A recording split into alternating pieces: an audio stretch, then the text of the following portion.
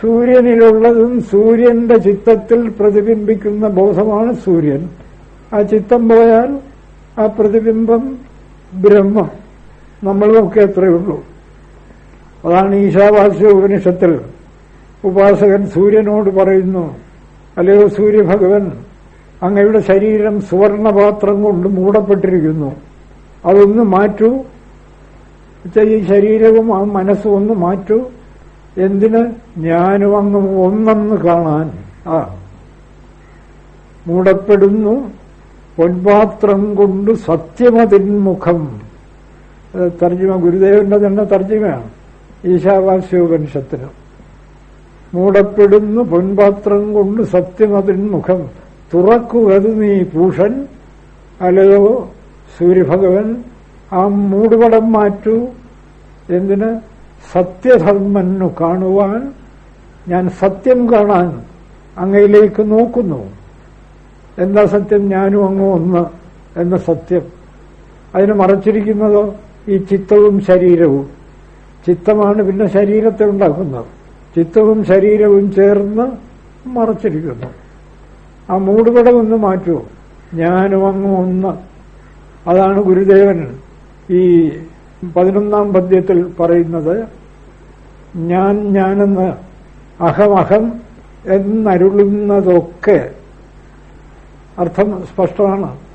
അഹമഹം ഞാനെന്ന് അരുളുന്നതൊക്കെ ഒരുപാട് അഹമുണ്ടെന്ന് തോന്നുന്നു. ആരായുകിൽ അകമേ, അകമേ ആരായുകിൽ. ഉള്ളിൽ ആരെന്ന് അന്വേഷിക്കുക. രാഗദ്വേഷങ്ങളെ മാറ്റി അന്വേഷിക്കുക. അതാണ് അന്വേഷണം. ചുമ്മാതെ ഉള്ളിൽ അന്വേഷിക്കാൻ പറഞ്ഞാൽ എന്താ അന്വേഷിക്കുക? രാഗദ്വേഷങ്ങളെ മാറ്റി അന്വേഷിക്കുക. അഹമഹമെന്ന് അരുളുന്നതൊക്കെ ആരായുകിൽ അകമേ. പലതല്ല. ഗുരുദേവനൊക്കെ അത് വ്യക്തമായി രാഗദ്വേഷങ്ങൾ മാറ്റി അന്വേഷിച്ചു. തന്റെ യഥാർത്ഥ രൂപം വെളിപ്പെട്ടു. അപ്പോൾ അത് പലതല്ല. എന്നുവെച്ചാൽ അങ്ങോട്ടും ഇങ്ങോട്ടും ചോദിക്കും, നീ ആര്? ഉത്തരം ഒന്ന്. എല്ലാം ബോധരൂപമായ ബ്രഹ്മം. ഇതെങ്ങനെ അറിയാം? ഉള്ളിലേക്ക് തിരിഞ്ഞൊന്ന് അന്വേഷിക്കൂ. എന്താ അന്വേഷണം? നിങ്ങളിലുള്ള മൂടുപടം ഒന്ന് മാറ്റൂ, കളങ്കം മാറ്റൂ. അത് തന്നെ സൂര്യനോടും ഉപാസകൻ ആവശ്യപ്പെട്ടത്. അഹമഹമെന്ന് അരുളുന്നതൊക്കെ ആരായുകിൽ അകമേ പലതല്ല നിശ്ചയമായിട്ടും അതേകമാകും. അത് ഒന്ന്. എങ്ങനെ അറിയാം? ഉള്ളിലേക്ക് തിരിഞ്ഞ് രാഗദ്വേഷങ്ങളെ മാറ്റിയാൽ നിങ്ങളുടെ ഉള്ളിലുള്ള അഹം പൊലിയും, ഇല്ലാതാവും. പ്രതിബിംബം. ചിത്തം പോയാൽ പ്രതിബിംബം ഇല്ലാതാകും, അത് ബിംബമാകും. പൊലിയും അഹന്ത. നിങ്ങളുടെ ഉള്ളിലുള്ള അഹന്ത പൊലിയും, ഇല്ലാതാവും. ഉള്ളിലേക്ക് തിരിഞ്ഞ് ഞാൻ ആരെന്ന് അന്വേഷിക്കൂ. നിങ്ങളിലുള്ള മൂടുപടം മാറ്റിയിട്ട് അന്വേഷിക്കണം. ഈ അന്വേഷിക്കുക എന്ന് പറഞ്ഞാൽ ഒരു നിധി മണ്ണിനടിയിൽ കിടക്കുന്നു. ആ നിധി അന്വേഷിക്കുക എന്ന് പറഞ്ഞാൽ എന്താ? മണ്ണ് മാറ്റി അന്വേഷിക്കണം. അതുപോലെ അഴുക്ക് മാറ്റി ഞാൻ ആരാണെന്ന് അന്വേഷിക്കൂ. അന്വേഷിച്ചാൽ അഹമഹം എന്നരുളുന്നതൊക്കെ ആരായുകിൽ അകമേ ആരായുകിൽ പലതല്ല അതേകമാകും. സ്പഷ്ടം. പൊലിയും അഹന്ത. നിങ്ങളിൽ ഇപ്പം മുഴച്ചു നിൽക്കുന്ന ആ ഞാൻ പൊലിയും, ഇല്ലാതാകും. പക്ഷേ ഇപ്പോ ആ അഹന്ത അനേകമാണ്. പൊലിയും അഹന്ത അനേകമാകയാൽ അമീബ മുതൽ സൂര്യചന്ദ്രന്മാർ വരെ ഇങ്ങനെ ചിത്തം മാറ്റിയാൽ ഇല്ലാതാകുന്ന അഹന്ത അനേകമാണ്. അനേകമാകയാൽ ഈ തുകയിൽ അഹംപൊരുളും തുടർന്നിടുന്നു. അപ്പൊ നമുക്ക് തോന്നുന്നത് ഈ ബോധസത്യം തന്നെ അനേകമുണ്ടെന്ന് തോന്നുന്നു. അഹം പൊരുൾ, അഹത്തെ ഉണ്ടാക്കിയിരിക്കുന്ന പൊരുൾ സത്യം, അതായത് ബ്രഹ്മം.